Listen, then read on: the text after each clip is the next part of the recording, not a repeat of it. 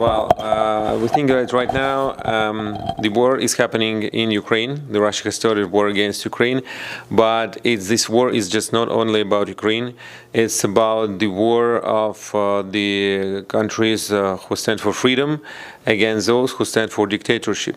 And that's why the President Zelensky is showing right now the example of the leader of the free countries, especially of those who are not as huge as Russia. Apparently there is a huge Russian aggressive country and much smaller Ukrainian one, and Ukraine is standing effectively, defending itself and not allowing Russia to succeed in their aggressive war.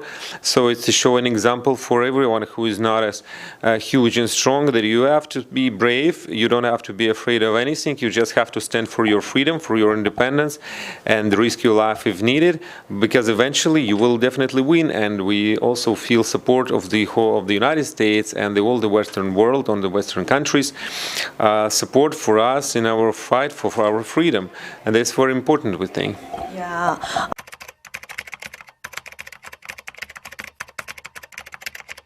Yes, of course I'm worried.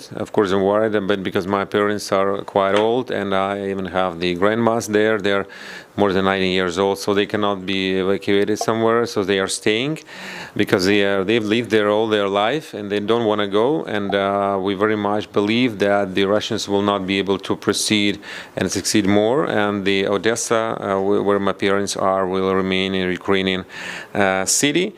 And eventually Ukrainian armed forces will be able to regain control of the whole country and just make the Russians go away and abandon their ideas of capturing Ukraine, because those ideas, those plans have nothing to do with reality, and whatever Putin wants, he's not able to do that.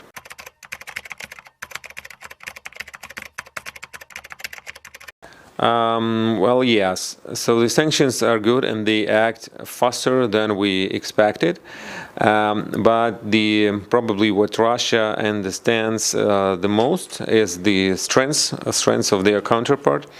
And in this case, what's needed are the more defense weapons to Ukraine to be sent by United States, because that will make the Russians see that Ukraine is strong and there are no perspectives in this war for them, and they will not be able to make Ukrainians surrender. That will make them think it's needed. They need to stop. They need to ask for negotiations and to make a ceasefire. That's first of all most important for Ukrainians right now, because the ceasefire will allow to save lives of innocent civilians who are dying in this war. And that's why this will help. And these two components probably, and also the diplomatic pressure of all the other world, will help to stop this war.